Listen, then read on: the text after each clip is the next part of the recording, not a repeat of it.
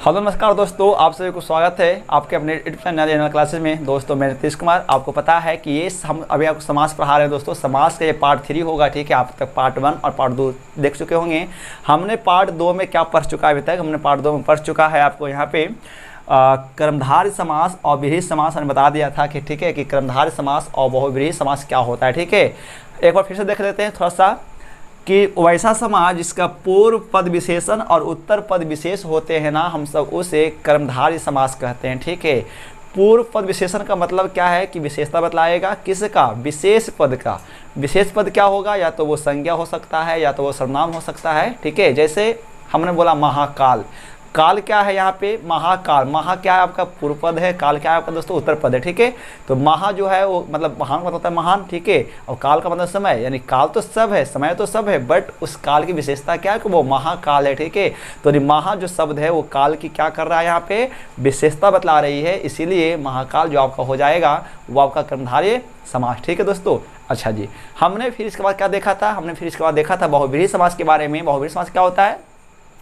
तो वैसा समाज जिसका ना तो पूर्व पद प्रधान हो ना उत्तर पद प्रधान हो, बल्कि कोई तीसरा पद प्रधान हो जाता है, हम सब उसे बहुव्रीहि समास कहते हैं। और हमने यहाँ पर आपको क्या बोला था कि कुछ बहुव्रीहि समास के उदाहरण ऐसे हैं जो कर्मधारय में आते हैं, और कुछ कर्मधारय समास के ऐसे एग्जाम्पल हैं जो बहुव्रीहि में आ जाते हैं। बट यहाँ पे एक बात अब याद रखें कि कोई भी समास छोटा और बड़ा नहीं होता है, बल्कि ठीक है अब वो निर्भर आप पे करता है कि दिए गए शब्दों का समास विग्रह आप किस प्रकार से करते हैं, ठीक है।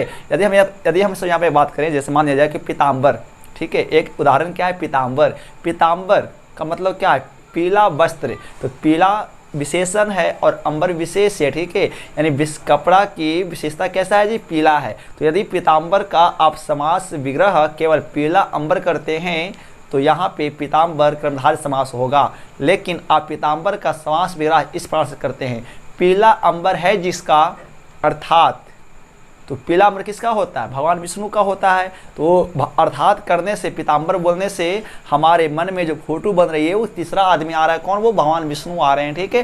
तो इस हिसाब से देखा जाएगा तो पीताम्बर यहाँ पे दोस्तों आपका हो जाएगा बहुव्रीहि समास, ठीक है। तो ये निर्भर आप पे करता है कि आप उस पद का समास विग्रह किस प्रकार से करते हैं। आगे आइए हम सब दोस्तों यहाँ पे अगला बात करें यदि तत्पुरुष समास के बारे में। तो आप जानते हैं क्या है तत्पुरुष समास? क्या कहता है? वैसा समास जिसका उत्तर पद प्रधान होते हैं उसे हम सब तत्पुरुष समास कहते हैं। अब यहाँ पे प्रधानता तो होगी उत्तर पद का, ठीक है। यहाँ पे प्रधानता किसका होगा? तो यहाँ पे प्रधानता उत्तर पद का होगा, है ना। उत्तर पद प्रधान होंगे। लेकिन अब कैसे पहचानेंगे कि दिए गए शब्द में उत्तर पद प्रधान कैसे होता है?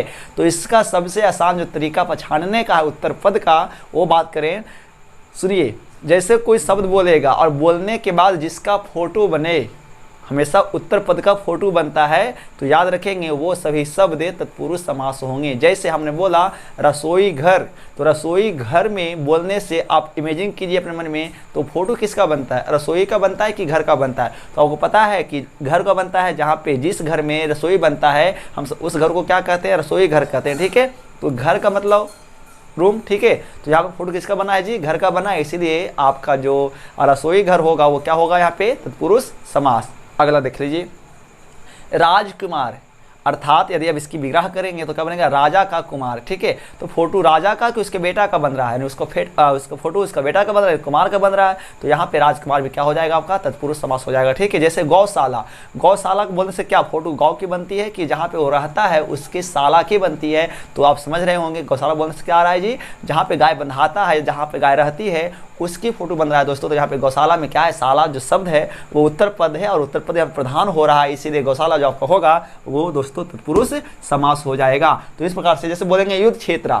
युद्ध क्षेत्र तो फोटो किसका बनता है? युद्ध का, कि जहाँ पे युद्ध लड़ा जाता है उस क्षेत्र का, ठीक है। तो फोटो किस बन रहा है? किसका? तो फोटो बनता है उस क्षेत्र का जहाँ पे युद्ध लड़ा जाता है। तो यहाँ पे दोस्तों क्षेत्र जो होगा आपको उत्तर पद है और वो उत्तर पद प्रधान है, इसीलिए युद्ध क्षेत्र आपका यहाँ पे क्या है?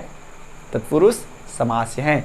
इस प्रकार से आप तत्पुरुष समास को दोस्तों पहचान सकते हैं। अगला दोस्तों आ जाइए, अव्ययी भाव समास क्या कहता है? इसका ये कहता है क्या? वैसा समास जिसका प्रथम पद प्रधान हो, ठीक है। प्रधान अपने पे कर पाएंगे तो याद रखेंगे जिसका प्रथम पद है ना। इसका यानी प्रथम मतलब पूर्व पद या तो वो उपसर्ग होगा या तो वो अव्यय होगा, तो हम सब उसे क्या कह सकते हैं दोस्तों, यहाँ पे अव्ययी भाव समास कहते हैं। यदि फॉर एग्जांपल की बात करें यहाँ पे, तो यथासंभव क्या होगा, यथा यहाँ पे प्रधान है, मतलब यथासंभव का मतलब क्या होता है, जिसके पास अपार शक्ति है वो होता है यथासंभव, है ना। जैसे यथाशक्ति अपार शक्ति है, यथासंभव वो हर संभव, ठीक है। तो इस प्रकार से यथासंभव हो जाएगा, यथाशक्ति हो जाएगा। प्रत्येक दिन का मतलब क्या होता है, प्रत्येक एक दिन, हर एक दिन, तो यहाँ पर क्या है, प्रत्येक जो है उसमें प्रति जो शब्द आ रहा है वो आपका प्रधानती होगा, प्रधान होगा यहाँ पे। तो प्रत्येक आपका पूर्व पद है इसलिए वो प्रधान हो रहा है, तो जिसका प्रथम पद दोस्तों प्रधान होगा वो आपका अव्ययी भाव समास होगा, ठीक है।